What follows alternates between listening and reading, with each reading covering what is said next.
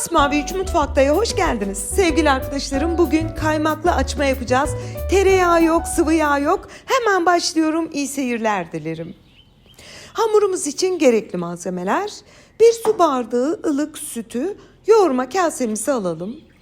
1 su bardağı ılık su, 2 yemek kaşığı şeker, ama korkmayın, açmanız tatlı olmuyor. 1 tatlı kaşığı tuz, 1 paket toz mayamızı ekleyelim ve mayamız eriyinceye dek güzelce bir karıştıralım tel çırpıcı ile. Şimdi 2 tane yumurtamız var. Birini tam, birinin sarısını kenara ayıralım. Çünkü yüzeyine sürmek için o ayırdığımız bir tane yumurta sarısını da böyle paketleyin ki işlemlerimiz uzun süreceği için kenarda kabuk bağlayıp kurumasın. Şimdi yine pürüzsüz olacak şekilde güzelce karıştıralım ve unumuzu ekleyerek hamurumuzu kabaca toparlayalım. Sevgili arkadaşlarım, toplam un miktarı 6,5 maksimum 7 su bardağı kadar. Burada lütfen dikkat edin, çok sert olmasın. Şöyle kabaca bir kaşıkla toparlıyorum. Bu arada hemen göstereyim, tam işaret parmağımı çok kötü kestim. O yüzden bugün tarifimde eldiven kullanacağım, kusura bakmayın. Şöyle kabaca toparladıktan sonra kaşığı çıkarıyorum ve tarifimize 200 gram kaymağımızı ekleyelim. Gördüğünüz gibi bildiğimiz kaymak, mascarpone de olur veya sütü kaynattığınızda yüzeyinde biriken kaymağı blenderdan geçirip kullanabilirsiniz. 200 gram kaymağımızı ekledik. Şimdi güzelce yoğuralım. Hemen belirteyim sevgili arkadaşlarım, böyle bir güzellik olamaz. Siz yoğurduğunuzda o kaymak, bakar mısınız hamurun güzelliğine? Yani yoğurma esnasında bile neredeyse hamur kabarmaya başlamıştı. Kaymak açmanıza muazzam bir etki yapıyor ve çok hafif, şahane de bir aroması oluyor. 5 dakika kadar yoğurdum, eldiveni çıkarıp elimi yıkadım. Şöyle hemen size hamurun güzelliğini göstermek isterim. Orta yumuşaklıkta, sert olmayan ama çok güzel elastik de bir hamurumuz var. Şimdi hamurumuzun yumuşaklığını size şöyle bir gösteriyorum.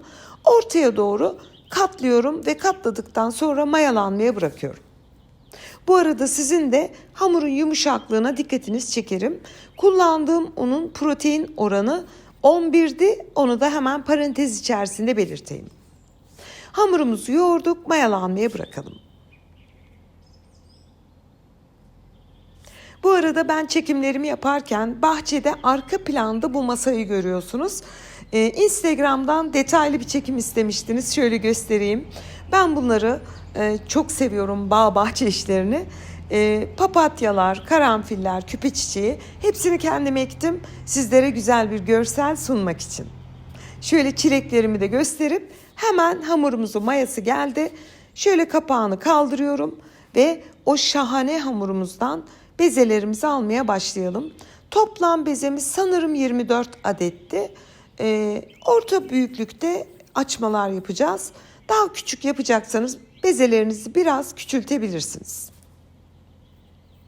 Hiç elinizi una batırmadan hamurunuzun bezelerini alabiliyorsunuz. Kaymakla yoğurduğumuz için hamur ele yapışmayan çok güzel bir hamur. Göz kararı olacak şekilde ben kopararak, hiç tartı kullanmadan açma bezelerini alıp tezgaha hazırladım. Bütün bezelerimizi aldıktan sonra biliyorsunuz elimizle biraz uğraştığımız için bir 5-10 dakika tezgahta üzerini örtüp hamurun kendini biraz salması için bekleyelim.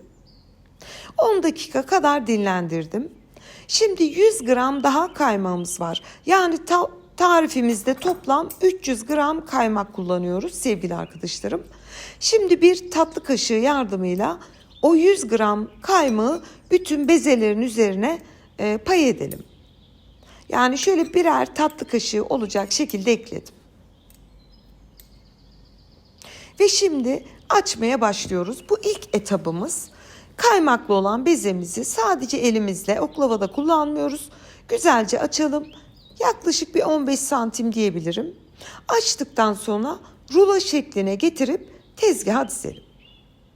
Yani bu ilk açtığınızı daha sonra ilk şekil verdiğimiz olacak şekilde ilerleyin. Çünkü ilk açtığınız daha çok kabaracak, yumuşayacak. O şekilde yaparsanız işiniz kolay olur. Ve kaymak sürerek hazırlamış olduğum bütün bezeleri aynı işlemle açarak rulo yapıp tezgaha dizdim. Hemen belirteyim sevgili arkadaşlarım, bu açmanın tereyağı ve sıvı yağ ile yapılan açmadan farkı çok daha hafif, çok daha aromatik. Bütün bezelerimizi açıp hazırladık. Şimdi şekil vermeye başlayabiliriz. Bugün sizlere 2 farklı açma şekli vereceğim.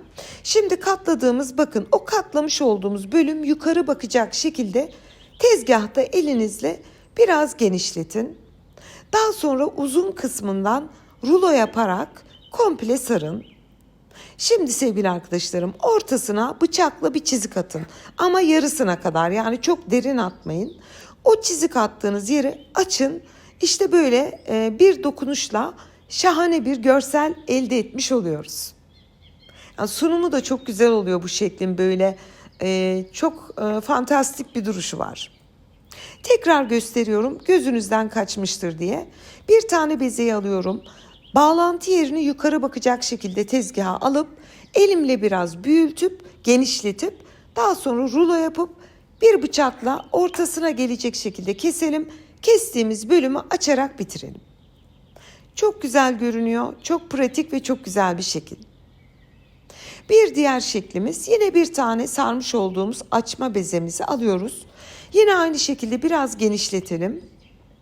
Bıçakla bu sefer boydan boya keselim. Sadece uç kısmı bağlantılı kalsın. Kendi ekseni tarafından şöyle bir döndürelim. İki tarafı da ters yönlere doğru. Sonra burgu yaparak bitirelim. Bu daha ziyade klasik açma görüntüsü diyebiliriz. Tepsimizin bir tanesini ilk yaptığım şekilde, diğer tepsiyi de bu şekilde yaparak bitiriyorum. Hepsini size 2 defa gösteriyorum ki aklınızda soru işareti kalmasın. Artık siz hangi deseni, hangi modeli isterseniz onu kullanabilirsiniz. Vermiş olduğum bu tariften tam 2 tepsi kaymaklı açmamız çıktı. Şöyle göstereyim, bakın sevgili arkadaşlarım, bir tepsi bir farklı şekil, diğer tepsimiz de burgu şeklinde. Şimdi yüzeylerini bir mutfak havlusuyla örtüp tepsi mayası için bir 25-30 dakika dinlendirelim. Tarifimizin başında bir tane yumurta sarısını kenara ayırmıştık. İçine 2 yemek kaşığı süt ilave edip güzelce açalım. Yaklaşık 30 dakika bekleyen açmalarımız gördüğünüz gibi 2 kat kabardı. Şimdi kabarıklığını söndürmeden üzerine yumurta sürüp daha sonra da tam orta kısımlarına çörek otu serperek bitiriyorum. Çok güzel görünüyorlar. Şimdi önceden ısınmış alt üst ayar, yani fansız ayara vermeden önce böyle bir fısfıs var elimde. Açmaları komple üzerine su ile fısfıs yapalım. Mayalı hamurlar nemli havayı sever. Elinizle de çırpabilirsiniz, hiç fark etmez. Önceden ısınmış 200 derece fırında 35 maksimum 40 dakika pişmeye gönderdim. İlk tepsimiz pişerken fırından çıkmadan önce ikinci tepsiye de hemen yumurta sarısı sürüyorum. Bu defa susam serptim. Suyu üzerine fısfısla fısfıs yaptım ve hazırladım. Ve ilk tepsimiz böyle, nasıl desem size, çok farklı, çok güzel bir kokuyla çıkıyor. Fırından çıkardım. Bakın sevgili arkadaşlarım, nasıl kabardı o küçücük açmalar. Özellikle görseli bu açmanın çok güzel oluyor. Yani bunu masaya getirdiğinizde çok enteresan, çok güzel bir sunumu var. Hemen bütün açmaları terleme yapmaması için tele alıyorum. Şöyle göstereyim, bazıları da yapıştı. Yapışmış olanlar bile açtığım esnada, bakın sevgili arkadaşlarım, böyle tel tel açılıyor. Ve bütün açmaları tele ilave ettim. İkinci tepsimiz fırın sıcak olduğu için 35 dakikada pişmişti. Onu da fırından çıkarıyorum. Gördüğünüz gibi onlar da jumbo şekilde puf puf kabardı. Onu da hemen soğuması için tele aldım ve sizlere şöyle bir gösterip bahçeye çıkıyorum sunum için. Bu arada hemen belirteyim sevgili arkadaşlarım, kısa bir bayram tatili yaptım. Sizleri özledim. Kısa da olsa sizleri özledim. Tekrar sizlerle olmaktan çok mutluyum. Bunu da belirtmek isterim. Bahçeye çıktım. Benden önce mavi bir çıktı. Küt diye kendini yere attı. Güneşleniyor. Neden attı onu da anlamadım. Ben sunum için hazırladım. Şöyle açmalarımızı size detaylı bir gösterip büyük bir zevkle doku testine geçiyorum. Sevgili arkadaşlarım, bugün sizlere çok farklı bir tarifle geldim. Klasik açmalarımızdan farklı, sıvı yağ ve tereyağı kullanmadan sadece kaymakla yaptığımız bir açma tarifi. Ve hemen doku testine geçtim. Sevgili arkadaşlarım, dikkatinizi çekerim. Çok kat kat, tel tel çok güzel bir açma oluyor.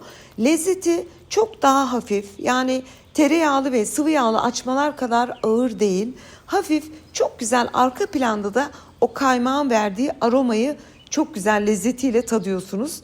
Ben mesela yapmış olduğum bu açmaların birçoğunu buzluğa attım, paketleyip arzu ettiğiniz zaman çıkarın buzluktan. Buzu çözüldükten sonra mutlaka bir 10-15 dakika fırında ısıtıp öyle servis edin.